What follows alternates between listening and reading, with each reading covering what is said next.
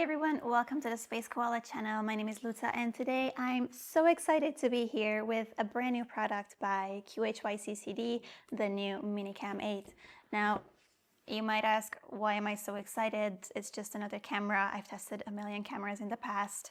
I'm excited because if it actually works the way it says on paper, I think it will solve a huge problem that we have today in astrophotography. What is that? Astrophotography inherently is a quite expensive hobby. I think all of us in it know that we have to make a lot of sacrifices to be able to do what we like to do and to be able to afford all the gear to take those beautiful images.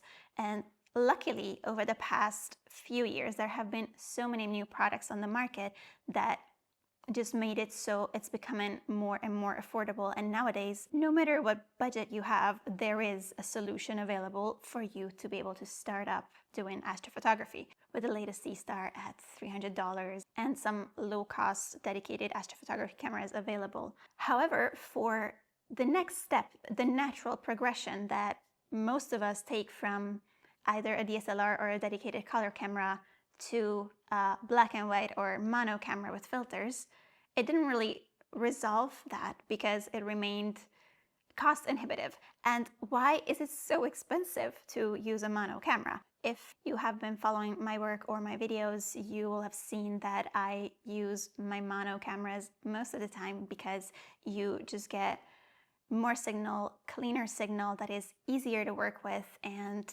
better resolution with the mono. So why isn't everybody shooting mono?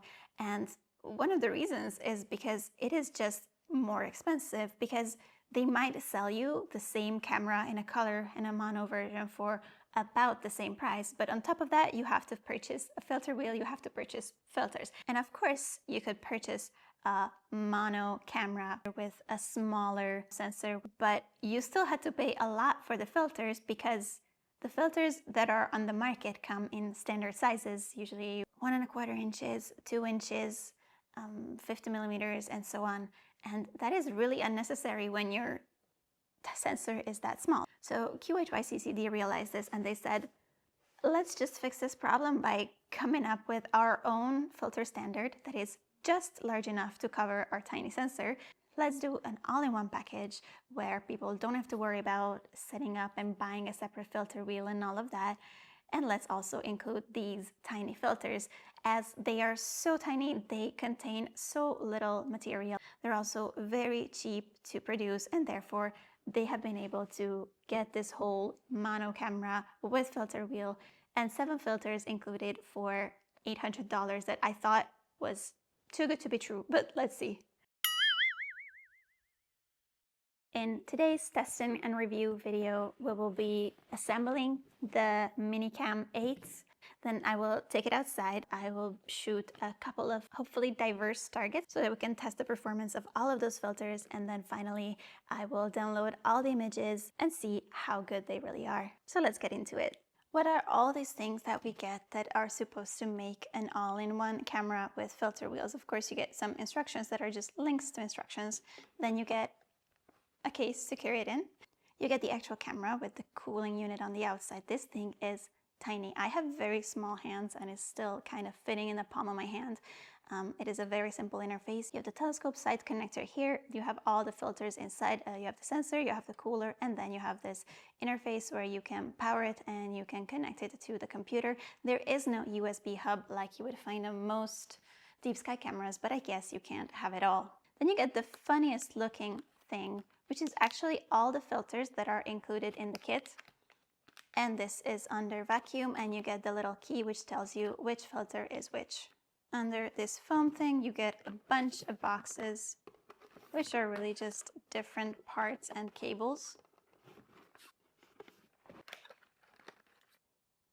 You get a DC cable that actually screws on the back of the camera. You get a USB 3 cable.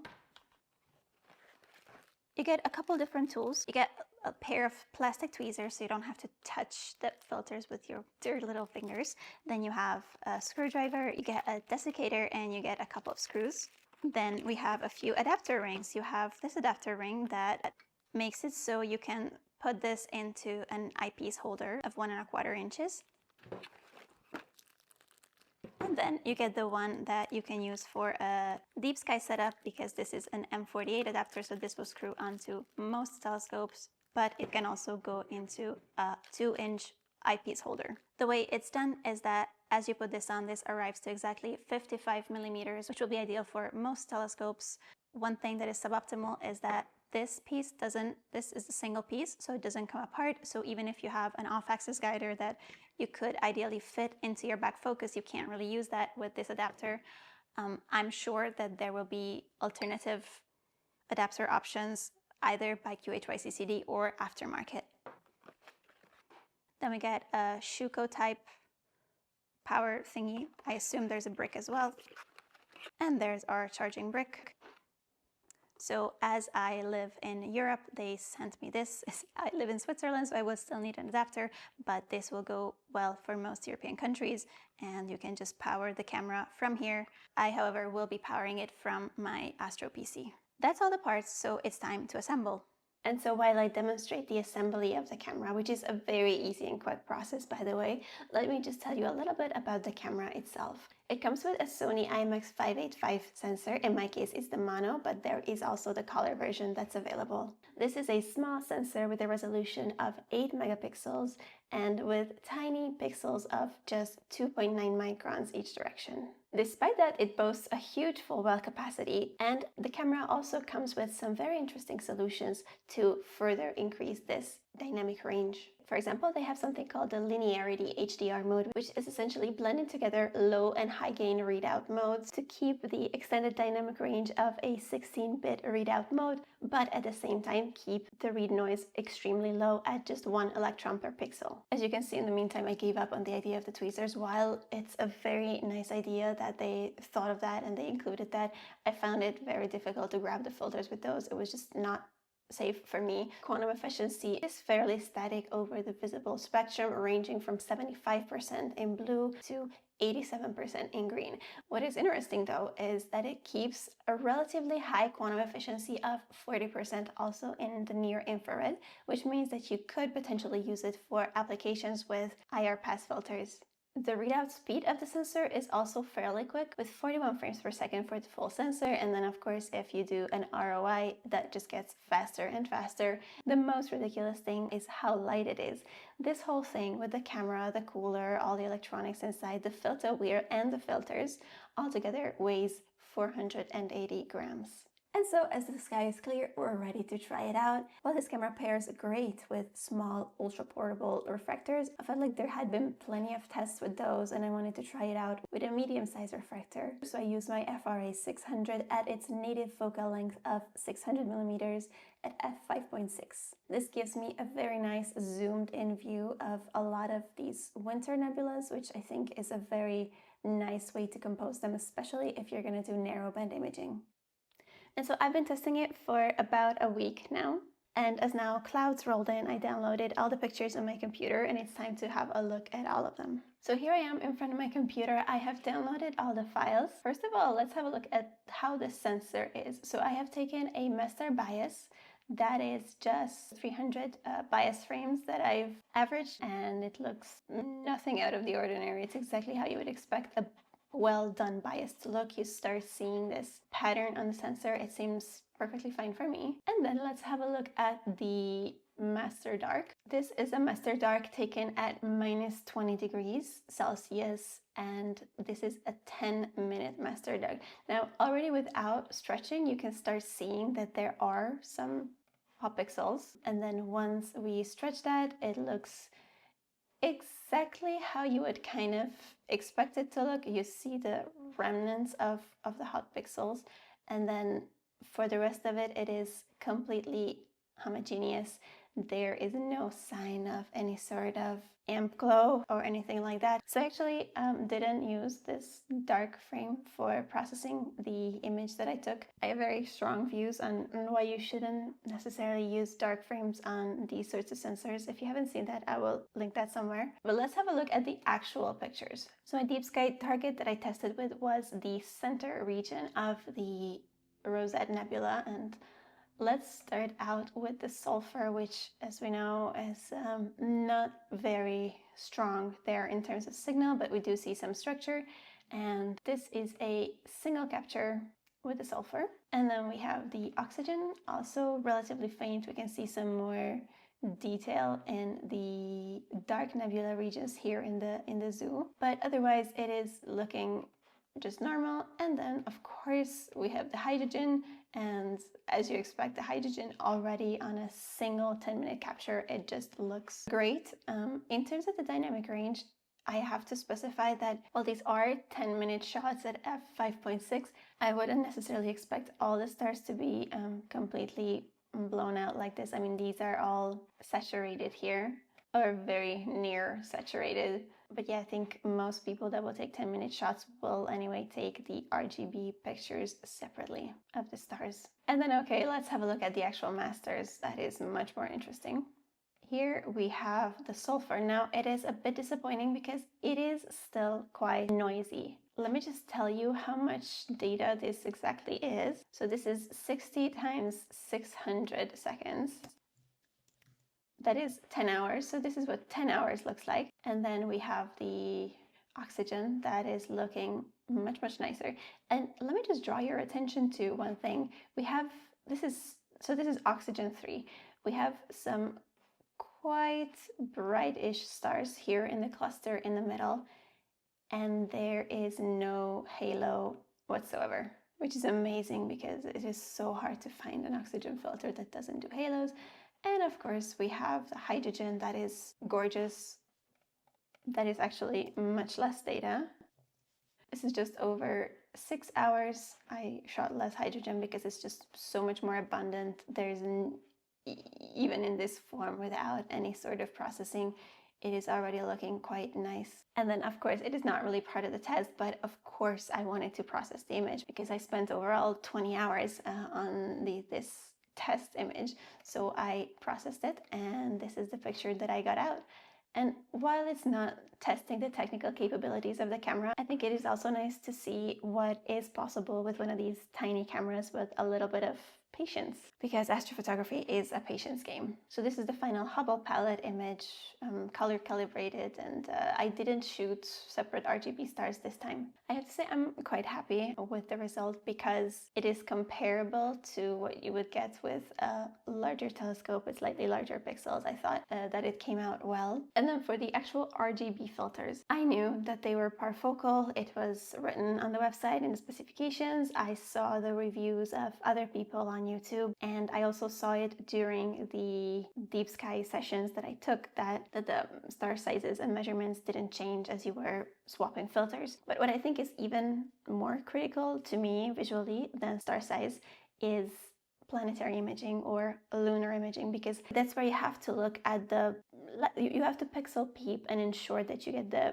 highest and best contrast you possibly can. So I thought, if I focus on one filter and then I take the other two filters without refocusing, that should give me a very good overview. And that's what I did. So this is the moon in red, green, blue. So again, I focused on the red, and then these are the stacks that I got with the other two filters. So here, if I have a look at the highest contrast parts of the full moon that is just at the edge, I see no visible difference in how focused it is. So here we have the higher contrast parts with the craters, but I can also try to find something on the surface, like if I just super zoom in here, you don't get an impression that it's out of focus on the other two. So this actually says it all in terms of it is performing exactly how I was expecting it to, or rather how I was truly hoping it would. But what about the usability? The first thing you note when you start using it is as soon as it gets connected to power via the DC port, this thing starts cooling. And when I say it starts cooling, it starts the fan at 100% and it starts the cooling at 100%. The cooling is extremely strong. It's very efficient. It goes down to about 45 degrees below ambient temperature. So the first time I had it outside, and it took me a minute to connect to NINA because I had to download the drivers, this thing was down to minus 50 degrees. That is like the default. Like, as soon as it gets power, this is turned on. And this is something that I'm sure they will change or give you a possibility of disabling with a future firmware update, because you actually have to connect to a software to be able to reduce or turn off the cooling. And not only is it very efficient, very cold, and so on, it is extremely loud with the fan going at 100%. Take a look.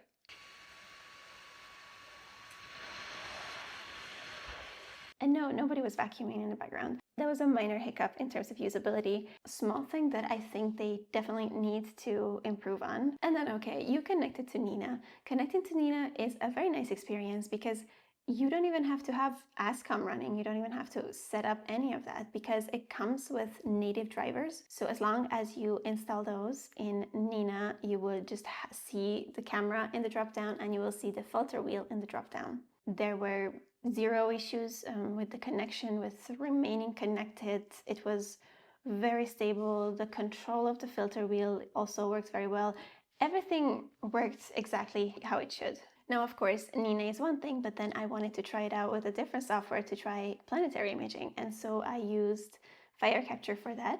The camera itself is supported natively in FireCapture, and they tell you that on the website, but the filter wheel isn't, at least not right now. And so if you want to be using this camera with other software, of course, you still need to be setting up all the ASCOM stuff and have the filter wheel running through that, because it's essentially unusable if you can't change filters, right? Apart from that, I had a lovely experience also using it in FireCapture. That's how I took the lunar images. The readout was very quick and the internal buffer helps that further. So I was able to get a few hundred images of each of the 3 filters very, very quickly. So that concludes the technical testing, and now let's see, is it worth it and who is this really for? Now let me answer the first question first, because with the fact that it costs $800, you get a cooled camera, you get a filter wheel, you get all these filters. You don't have to worry about a thing. You even get all the adapters, everything included, ready for you to connect to a telescope and start shooting. That's not even up for debate because it just works perfectly and has a very favorable price point. Who it is for is a slightly more complex question, but basically I can recommend it to anyone that has been doing astrophotography for a couple years with a DSLR or a mirrorless camera, or maybe even with a dedicated color camera, and they've been thinking about switching to mono, and they were hesitant about pulling the trigger for the complexity of putting together all the system, or simply for the cost. I think that this is a beautiful solution to all of those problems. And then I can even see it as a secondary camera for somebody that might already have a large mono camera with large filters and all of that, and they want a secondary setup, maybe something that is so extremely portable that the bringing it around even on an airplane is really not a challenge. So long story short, it's for everyone. Not really. I don't believe it's for everybody. I think you have to think about the limitations that come with the very nature and the architecture of the product. You have these tiny pixels. With some systems, you might end up being grossly oversampled, so it may not be a good match for your rig. Also, the sensor itself is quite limited in size. So if you are a person that likes a very extended field of view, and then depending on the size of your instrument, of course, I think you should consult that, because if you want to be including larger areas of the sky in your field of view, you will have to get used to mosaicing a lot. The small pixels also translates to more noise, and that's just the trade-off that you have for getting this very good resolution, and that's not really a problem. That is just something you have to kind of consider when you're planning your imaging sessions. Lastly, I mentioned that the thing comes pretty much, you just have to put it together. Everything is in the box. It works out of the box like that. This is a huge selling point for most people that are just starting out in mono imaging. However, if you like to be in control of every little aspect of your imaging train and your camera setup, this may not be a good idea, because right now there are no other filters on the market that are available. That said, if none of these disclaimers apply to you, I think that it is a very good choice, and it is a sensible choice in terms of what the finances involved are. And that's because essentially you're not just getting a full-fledged astro camera with the cooling and the filter wheel and the filters and all the adapters and everything you could ask for. In addition, you're also getting a high-resolution planetary camera, because I really think that this camera has this dual nature. And while I'm a huge fan of mono cameras. I'm the first one to admit that planetary imaging with a mono camera is on another level of daunting. Imaging the moon is one thing, but imaging Jupiter, for example, that is rotating between shots and then you have to keep rotating the filters, that becomes quickly overwhelming if you have to refocus quickly every single minute. These filters that are so perfectly parfocal take that problem out of the equation, which means I think that planetary imaging with a mono camera will become possible even if you're not a seasoned pro in mono imaging. And that is actually a huge selling point because that is the first place where you will notice the added resolution that you get from shooting with mono versus color. Well, this kit that I received is called the Deep Sky Combo. The whole thing is clearly thought of in a way that it was meant to work for planetary imaging as well. That's why we even got those adapters included both for the 2-inch and the 1.25-inch eyepieces. That concludes my test results and my thoughts of the QHY MiniCAM 8 Deep Sky Combo. I actually uploaded the Rosette Nebula image on my Astrophotography and I was the first one to upload anything with this camera or these filters for that matter. So I had to create all of those items new on Astrophotography. So now they're there. I will link the picture below so you can check that out. And let me know what you think. I think that a lot of people will be very happy about having a very portable, very easy to use and affordable option for mono imaging that has been something that we just didn't have on the market. Thank you very much for watching. I hope that this was useful, and until next time, I wish you clear skies.